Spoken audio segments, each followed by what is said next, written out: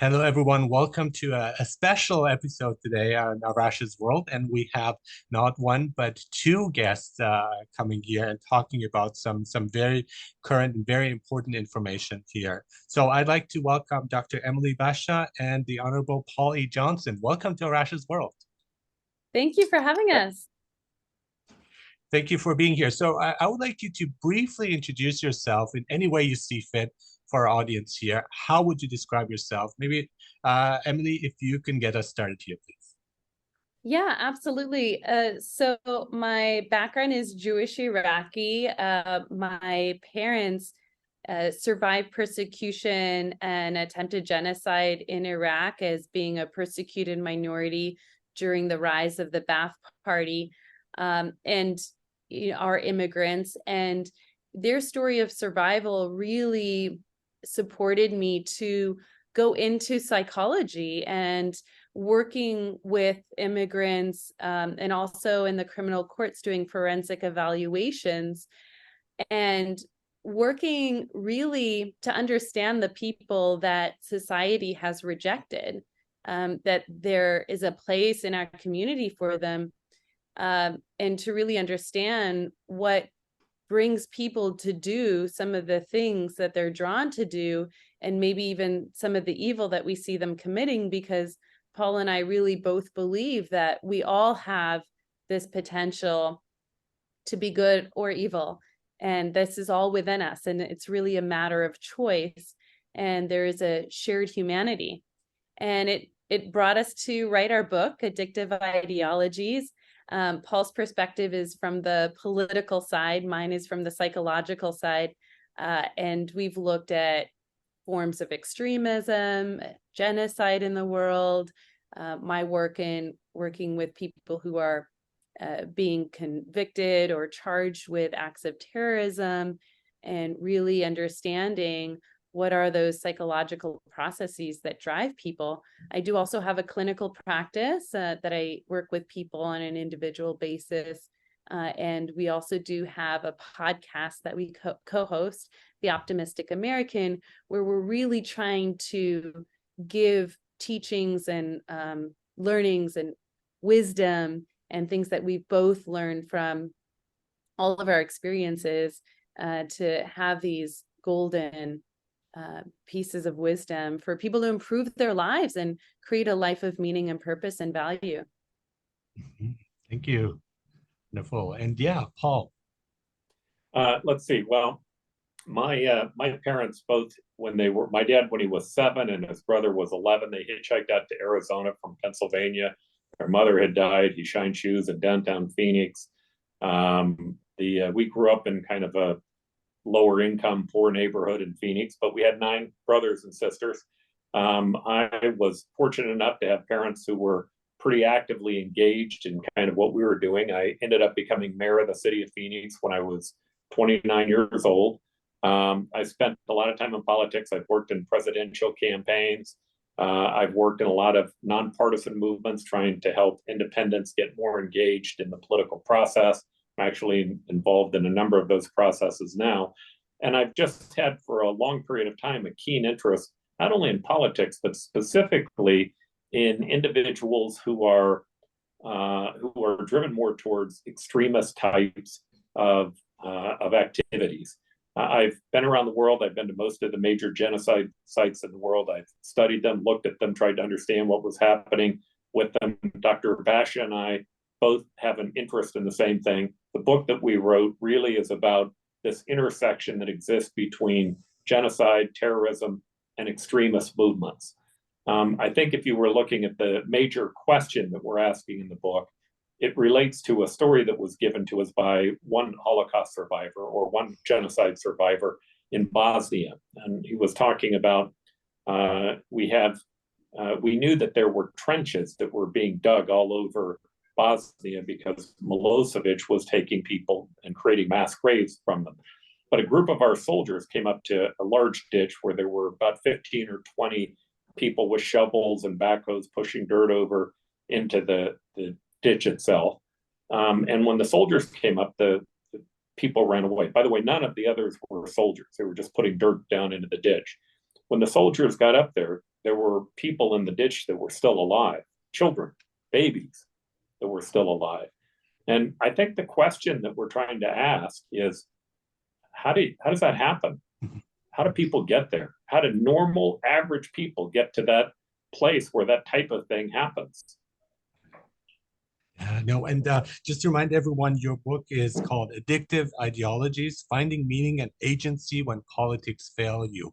And I do think you are the perfect combo here, the perfect match, because of, again, your experiences with politics and policy, as well as psychology, the background of it. So we get a glimpse from both sides.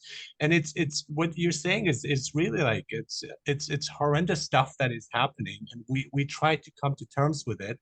And what I love also is your outlook, because your podcast is called The Optimistic American. So you the look of it, of seeing it, despite of all these like things that are going on, there is a silver lining. And but at the same time, we do have to be aware that there's a dark side as well. I loved what you were saying about the choice. And I think often we overlook it, or we forget that there is a choice, and we do have a choice in many matters in our lives and our decision making, even like minor decisions and so on. So one of the first things I want to start off with, because you have the title Politics Fail You. So when we turn on the TV, it's usually really, really bad stuff that makes us feel depressed. But we do want to be stay in touch with what's happening in the world. So how can we find a balance there so it doesn't affect us in a negative way? All these like onslaught of bad news that we get through the media. What can we do? Yeah, that's a really important question. Paul and I do discuss this in the book. We really highlight there is a benefit to the agenda that's in the media outlets. It's on social media, it's on the nightly news, it's in the political campaigns. And so really understanding that there's this agenda and push can help to preserve your own individuality in this, and not being 100% persuaded by these fear tactics that are being used to help override your thought process. Because as we know from neuroscience research, when you're made to feel terrified, or you feel like there's some kind of existential threat, you're not really going to be activating your frontal lobe as well as your amygdala. And so there's this process called the amygdala hijack, where your limbic system, it's the more primitive part of your brain, and it's really there to help your survival. So we don't want it to go away, but it programs you to go into this fight, flight, freeze response. And so you're not really going to be thinking as clearly. If you can remind yourself, like, hey, there's an agenda here, they're really trying to persuade me, let me take a step back and look at this more objectively. The important thing is have a difference of opinions, that you have conversations with people who disagree with you, because they can help you find that more balanced perspective. Once you start isolating yourself, or going to more extreme content, finding yourself engaging in more hate speech, seeing out group members is more homogenous, so meaning that you see them as all the same, like all women, or all Jews, or all Black people are this way. That's really dangerous, engaging in that kind of thinking, because you're starting to lose sight of the shared humanity. You don't see the individual differences in those groups, and it's just going to propel you more towards that extremist content. So being really conscientious of how much you're allowing yourself to really watch in order to stay informed. And there's so many different kinds of media sites and outlets now, really great podcasts. You can look at international news outlets to really try and get a varied source of information. But just know that there are agendas that are being pushed out there. And Paul, if you could, yeah. And I was wondering about in politics too, with open dialogue is something, diplomacy, those are things that we cherish. well, we don't see it from politicians. So from your background experience, how can we have that too, and of opening up and talking about things without going on the defensive and attacking the others? And we see that they're very entrenched in their own kind of group basis. So what can we do about that? Well, I think the beginning point is to know the truth, it's to understand the truth. And look, I spent a long time in politics. It's not new that politicians utilize the negative bias to try to influence people. The negative bias is a much easier place for us to be able to affect the psychology of a human being. And, you know, Emily spoke about it. The amygdala hijack is something that that gets the, once you can engage somebody in being terrorized, that fight, flight, or freeze instinct takes place, and it hijacks the portion of the brain where we have optimism, rationality, where we're innovative, where we're creative. There's an incentive for politicians, political parties, the news media, social media to take you down that path.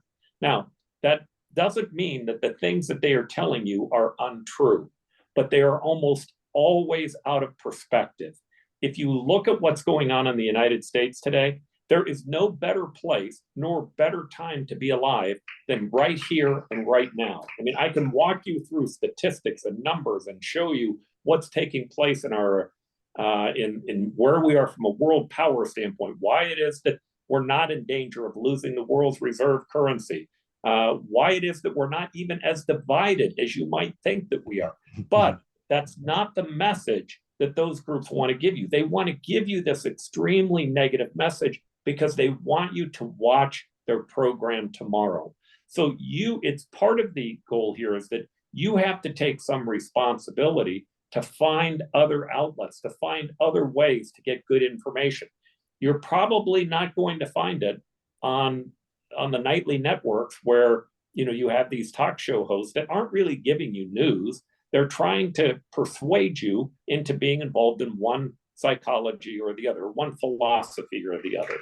You know, our book, what we tried to do in our book is when we were looking at what the connection was between these three things, we found a couple of connectors. The first one was almost all genocides, acts of terrorism, and extreme ideologies or extremist movements are tied up in an ideology. Number two, those ideologies that are the most dangerous are the ones that tend to look at people based upon their group identity as opposed to their individual identity. By the way, that happens in the right and the left in this country. You have, you know, what's going on with woke culture, which has some definitional issues to it on the left. You have what's going on with the alt-right. But both of them see the world in terms of an oppressed and an oppressor. Well, once you get to that, it becomes much easier to objectify the other group because, as Emily was talking about, each of us have good and evil inside of us. But when we begin to externalize this in an ideology, we begin to say it's the other group that's evil and I'm part of something that's going on that's good.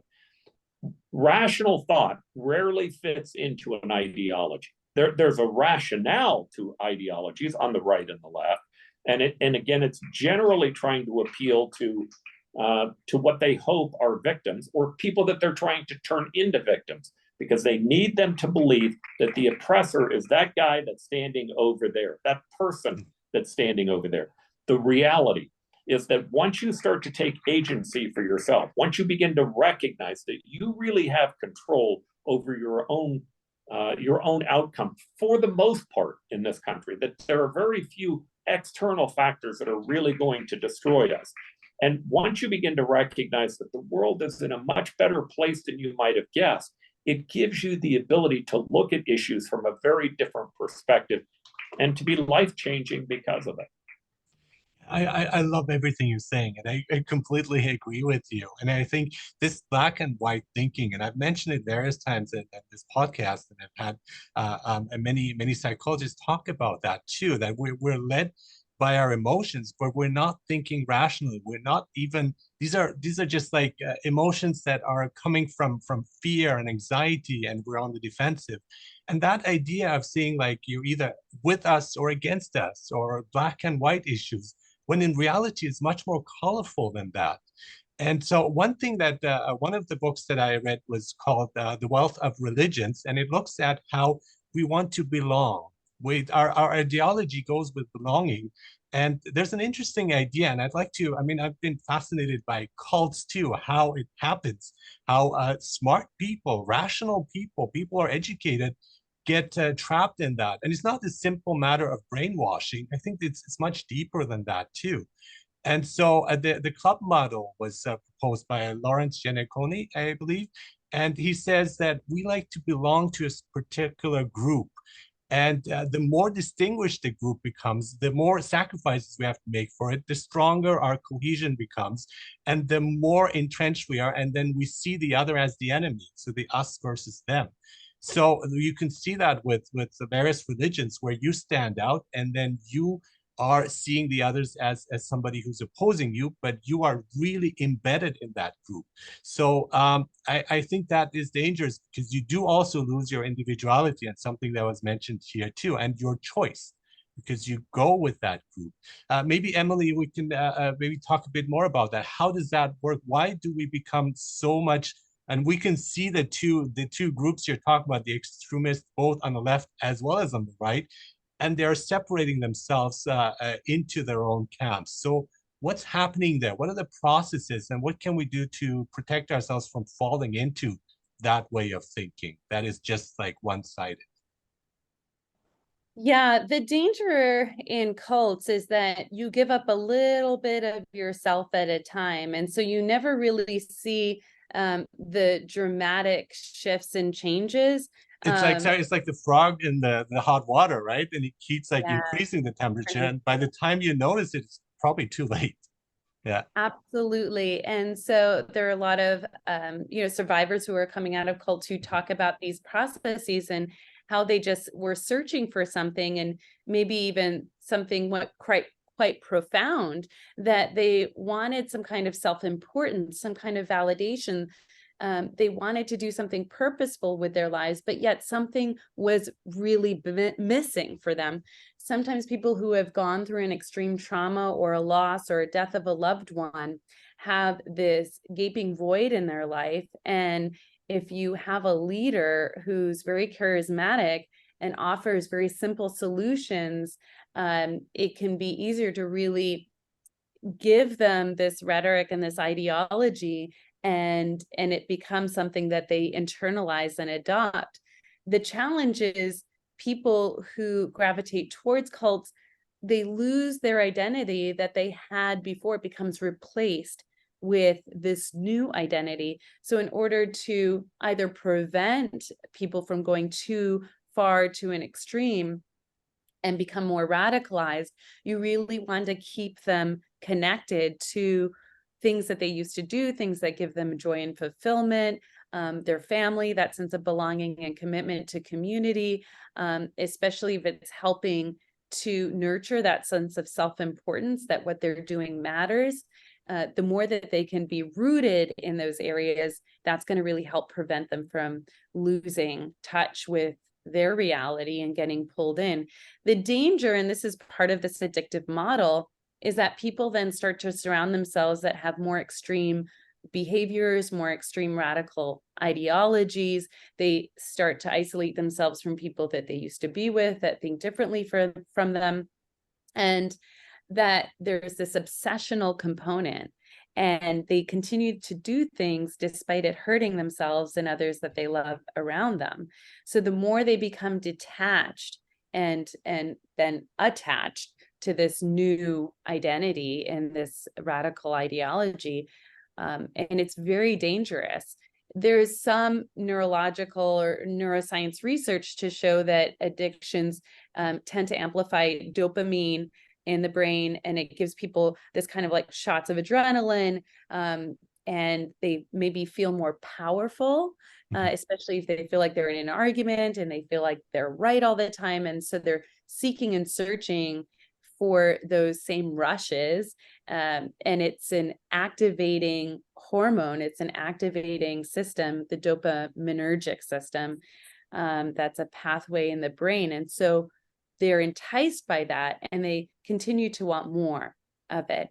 So really if you're having a sense of hopelessness, helplessness, that you have a loss of meaning and purpose, if you're isolating yourself, like all of those things can be risk factors. And so what we want to do as interventions is really to help solidify and preserve your life, doing what you love, giving back to community, being grateful for who and what you have,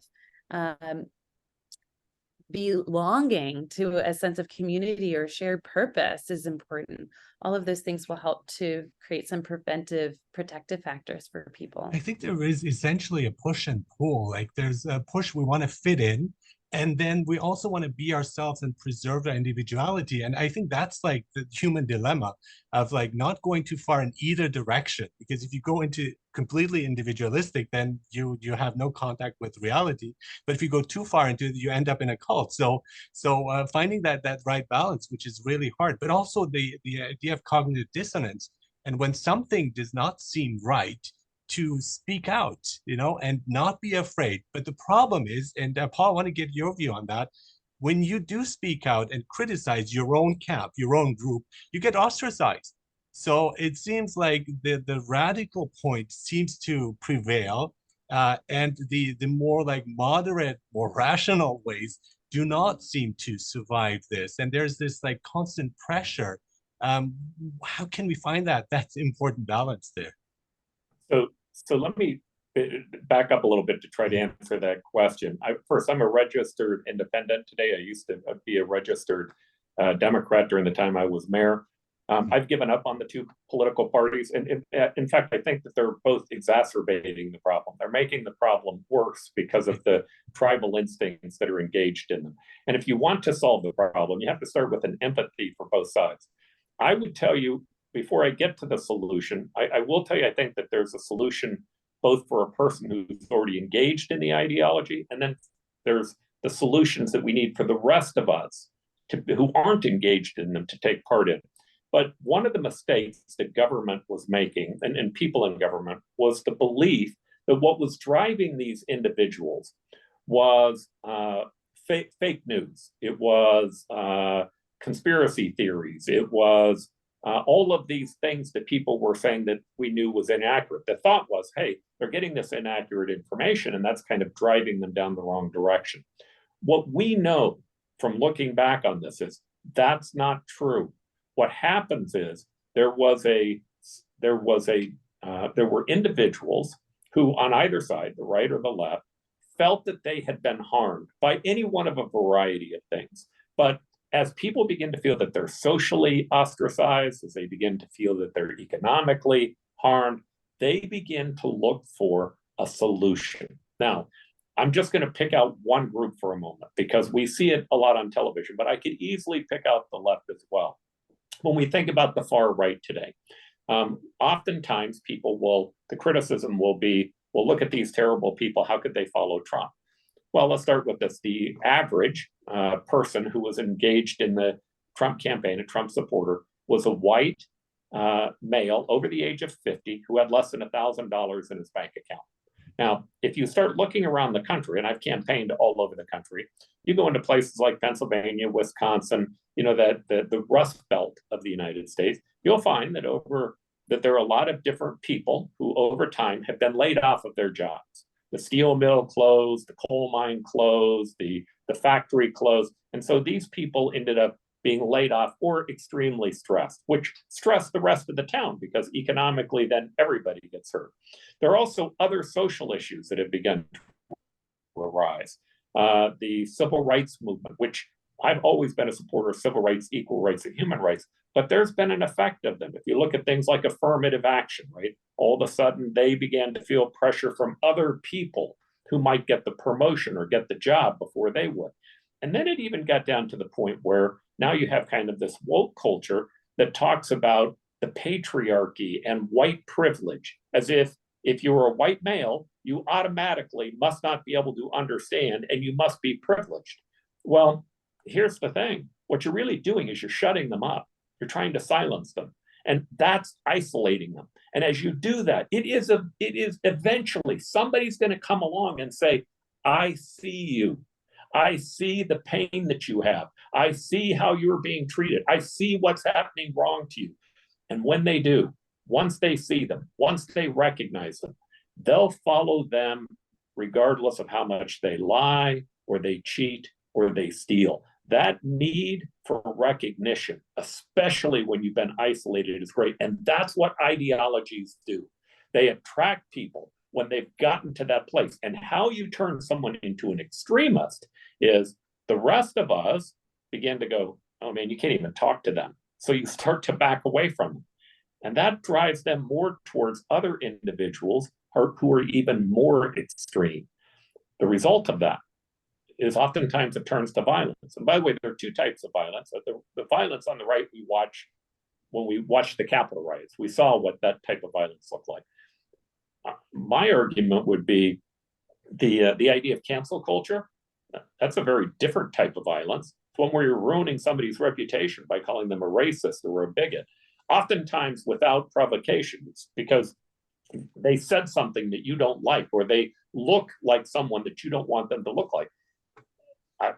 I'd rather have somebody hit me in the head with their fist than I would destroy my reputation, right? If you destroy someone's reputation, it can be damaging to them for life. The point that I'm giving is that both these extreme groups, they're willing to use measures that harm other people. They don't really care whether they harm other people. And unfortunately, the people who are maybe conservative or who are liberal inside the party, they feel compelled to defend the extremes on their side. Yes. And there are multiple ways that they defend them. One is they outright defend them, but another way they do is they say, well, look at the other side. They're much worse than our side. Look at the things that they're doing. The answer is, you don't need to defend either one of these two groups. They're doing things that are excessive. They're doing things that are wrong. The truth is, many people on the right and the left are much closer philosophically than they are to their extreme counterparts inside of their party. But that tribalism begins to make people feel that they have an obligation to support the person on their side, on their team. And that's being taken advantage of by people who are in those two extreme groups. And Emily was mentioning here the agenda, and I think everyone has an agenda, and you're thinking of your own benefit, but you are also not looking at the truth or not looking at the facts and distorting them, and you can present them in a different and a biased way. And we have to be aware of that there's these like agendas, and by agenda I mean simply for a media company to make more money, and they find social media says, well, it works for us, it benefits us, and but a lot of people are suffering because of that.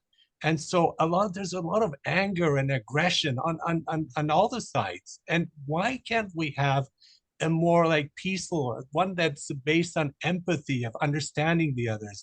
Because they're not all, again, black and white, the good versus bad. It's not like that. And there are very, very good people in both sides, but we tend to lose sight of that. One thing that I had Sean Thompson on here on my podcast, who talks about the code. And he says, he's a world champion surfer, but he says, I will come out with 12 affirmations, or I will do the following things. And once you get deep down to the values of what are the basic values we have, there's a lot of agreement. But instead, we don't focus on that. We just are driven by anger and frustration and aggression in different forms and formats.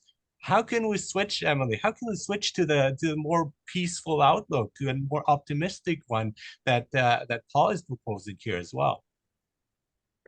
Well, being self-righteous and holier than thou attitude as well. Yeah. And that has an addictive component to it as well, and it helps us to feel powerful. And so I would look at, well, what is the function that is serving? But it doesn't make us happy, right? So that the feel powerful is like the bully. Yeah, the bully feels powerful, but are they happy? No. I mean, they are very, very unhappy, and that's why they're behaving that way. Right. So the psychologist would uncover, well, what is the function of that behavior? And it's likely driven because the people are feeling powerless in their lives. And so if there's a more pro-social way, they can start to gain that sense of self-agency, that sense of pride in their work, and feeling that sense of purposefulness, and that they feel powerful or empowered to do those things that are pro-social, that are healthy and healing and helpful, then that's the way to really fix the problem. The quick fix is just to abuse the person, whether it's physically, verbally, psychologically, that is less able to defend themselves, and creates more provocation and conflict, but there's no real resolution. It's just about, like as Paul was saying, silence the opposition as a way of winning. Well, if that's your frame of mind, it's either winning or losing, and the only way to win is to oppress and dominate and suppress the marginalized, or quiet the opposition, or kill the opposition, as we can see in more violent extreme forms of radical movements, that's really dangerous. And again, it's a quick fix or a quick solution, but it's never really uncovering the deep root to the problem. And it takes work, and you're giving up your agency. But I've worked with people who are facing life sentences. They are not getting out of prison. And yet, after they've committed whatever horrible crime they've committed, they've recognized and really reconciled what I did was wrong. And I may never be forgiven, but I can still live a life worthy of living, even in the confinements of my prison cell. And that might be mentoring new imprisoners, working and committing myself to education and taking courses online, and writing my family members, writing the survivors, and doing things that have meaning. And there are those stories that are out there of people who have done horrific things in their lives, and sure, they're suffering the consequences, but it doesn't mean that they just give up living. Viktor Frankl is a wonderful example of that. And Alexander Solzhenitsyn, he also really had to reconcile what he did was committing horrific crimes in the gulags and marching people to their deaths who were completely innocent. And he recognized, what am I doing? I have a responsibility to play. I can't just blame this on my leadership and saying, well, I was following marching orders. No, you are the individual and you have a right to choose. And I think that's really important, is, at the end of the day, looking at yourself and, have you lived with courage? Have you lived with honor? And even when everyone else surrounding you is in disagreement or in opposition to you, are you just going to follow the status quo? Or are you going to do what's needed to be a hero? There's this drive for perfection. Do you have to, sorry, Paul, I don't know. No, I was just gonna add to that. So, when you think about the person who's deeply involved in an addictive ideology, again, on the right or the left, first, they've created a construct in their mind. And if you decide to try to pull them out of it by trying to give them the truth, or by trying to put experts in front of them, or to show them why their facts are wrong, not only are you not going to be successful, you actually may drive them more towards violence. It works in the reverse. Just to add to that, I think like the term also educating others, it's condescending. It means that you're ignorant and I'm going to show you how things are done. And so I think even the word choice here, we have to be careful of not alienating others even further by saying you have no clue. Now I'm going to teach you how to do things. And that makes the other person feel superior because they are the teacher and you are the student. So maybe just that does not help open dialogue. But one thing I was going to get at is also the drive for perfection. It's the idea that you have to be a perfect human being, a perfect politician, and so on. And that is also not human.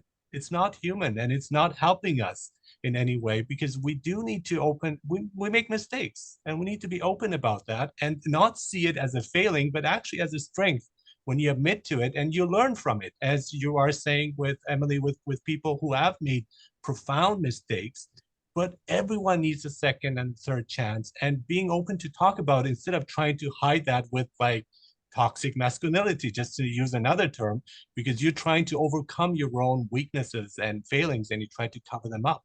So how can we be more authentic and be accepted by others for that? So if your goal is that you don't like the divisions in our country, if you look at what's going on and you believe that it's a problem and that we need to work on it, that's the role that we have created what we call the 7 ideals for. That's the person that we've created him for. You know, if you want to stop, if you believe that you're that you want to be patriotic, I think it would start by quit insulting other Americans. Right, that's the beginning place.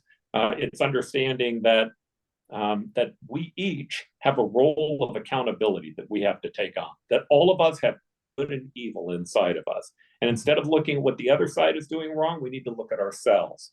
We need to think about the things that we do wrong. Now, I've made mistakes myself, and here's what I can tell you. One of the things I figured out is quit harming the people that I care about for people I don't even know. Quit insulting people that I care about and that I love for people I don't even know. You know, that's these political races that we watch. We used to watch them just for 4 or 5 months before the race, and then we'd turn it back off, right? But today, it's 24/7 news breaking cycles where we're watching things on television. You go online, it takes you down these rabbit holes, tweets that are coming out every 10 minutes, and everything's existential, telling you about how the world is going to end if the other side gains control. Here's the truth. That's not going to happen. The United States is in a much better position than you could really ever possibly imagine. The world is going to do okay, even if you don't keep watching politics. But don't let yourself get sucked into it. And as you do, at least recognize that you have the ability to be evil to other people. The second thing that is important is to try to know the truth, to know what the real facts are and what's going on in terms of our society. The third one is, Emily mentioned it, it's find meaning. We find meaning in 4 areas. We find meaning in who and what we love. We find meaning in what it is that we create. We find meaning in service to other people. And we find meaning through our struggles. It's also through love and connection. You know, Martin Luther King talked about the importance of loving people, loving your enemies. You know, the Greeks had 7 different words that they used for love, but Martin Luther King broke it down into 3. He said there was romantic love, there was philia, which was brotherly love, and then he said there was agape, this idea that we can love people that we don't even know. Now, that seems to be very difficult to do, but what he figured out was that when the other side is shouting racial epithets at you, when they're throwing things at you, that if you do the same thing back to them, first, the rest of the world doesn't know who started it. All right, they can't figure it out. They just see these 2 groups that are fighting. And 2, there's almost no defense to love, right? There's a lot of defenses to anger, but there are very few defenses to love. Cut people a break. The people who are engaged in this, listen to them. Try to understand where they're coming from. Try to be empathetic to them. And then see if you can get them back on their other goals. Don't try to change their ideology. See if you can get them back on the goals that matter, their children, their family, the people that love them, the people that they love, their job, the things that they're going to create. Pulling them back in that direction is important. And then you talked about belonging. Look, what we belong to is awesome. As Americans, just the idea that we belong to this country, we have an incredible history. I'm not saying that it's all perfect. The reason that we have the optimistic American isn't to tell people, it's not to be Pollyannish and to believe that there are no problems. But the people who are going to solve problems over and again in history are the people that believe that you can solve those problems. That's what makes our history amazing. It's the fact that we've been able to identify problems and have people who believe that we could solve them, and we did. We have a set of problems today. We can solve those too, with people who believe that we can solve them. Well, it seems like we have the negative bias is like a filter we're wearing over our eyes. It's like shades, and we see everything like much darker than it actually is. And I think when we again focus on things, all the good things that we overlook when we are in that negative stance, there's so much we can do. And I've had discussions with people who were aggressive and angry, but when I was calm and centered in that moment, it kind of, and it reminds me of mysticism, what you're saying, Paul, here, looking inward and kind of grounding yourself, then I find their anger actually dissipates because there is no confrontation. And often you get into a confrontation, at some point you say, well, what was this all about? I don't know why we fought, because it was probably something that didn't matter in the first place, but it's just our own frustrations and lack of being heard, being understood by the others. What can we do here briefly, because we're running out of time, Emily? What would be here final advice or suggestion you would give our audience here to overcome that need to defend ourselves, to be on the defensive, to respond to aggression in many ways? What can we do to ground ourselves in that sense? I'm going to say two things. Mm-hmm. One is, I would say to the person that you're having a conflict with, and this could be your husband, your wife, your mother, your father, your brother, your sister, tell them that they're right. Like, find the truth in what they're saying and validate it for them. You will do more in that instance to help find where you have a shared commonality and a shared understanding and respect and even admiration, and do it authentically. Yeah. Number two, I would say allow yourself to be transformed by their story. This, I think, is the greatest gift that I can give anyone that I'm working with. I think also No, just to listen, just like put away all your own like judgments and biases and experience, and just like openly listen and just say, okay, what is it you're trying to communicate? Because often it's not what they're saying, it's something else, it's something that's underlying there, and like try to dig into that, I think. And yeah, exactly, I think that's important. And it's not about being right or wrong, it's about having an open dialogue, a conversation of common ground there. And as you say, I think there's like, I see sides from both sides. They're both correct and incorrect at the same time, but it shouldn't really matter when you meet on a human level, right? And what would you say, Paul? What I would tell you is that I think that you're on the right place. Look, Democrats, I find that Democrats and Republicans both have a value. Democrats tend to think of what's important for people. All right, what do we need to do in education, or what do we need to do in psychology, or in other areas that affect human beings? Republicans tend to think about things in terms of the human spirit. I think both of those are important. The human spirit in terms that they're concerned about jobs and economic development and how we can create and innovate and how we can release those powers on the other side. I look back at Jefferson and Adams. Both of them were in a huge fight, but yeah, the country wouldn't be the same had both of them not been there. Each of us brings something to the table. And part of what we have to do to be able to gain their gifts is to listen to them. And it is true, sometimes they'll say things that make you feel a little crazy, that upset you because it is an affront to some of the values that you have. But go beyond that and listen to them and try to dig into who they are. What I found is that, again, there's no defense to love. There just isn't. And if you're willing to be kind to other people, that in itself begins to make a huge difference in terms of our political dialogue and our debate.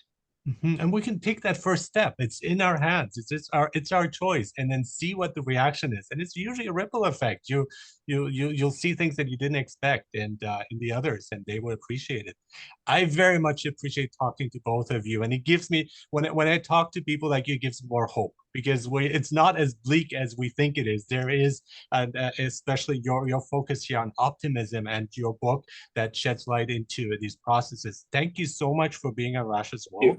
I want to remind everyone, the book is Addictive Ideologies, Finding Meaning and Agency When Politics Fail You. Dr. Emily Bashah and the Honorable Polly Johnson, thank you so much for being on Rash's World. I feel like we could talk much more about this, so I invite you to come again at any point if you have the time. We would really appreciate to delve deeper into this, but thank you so much for being here. Thank you. Thank you, Arash. Such a pleasure. Saran.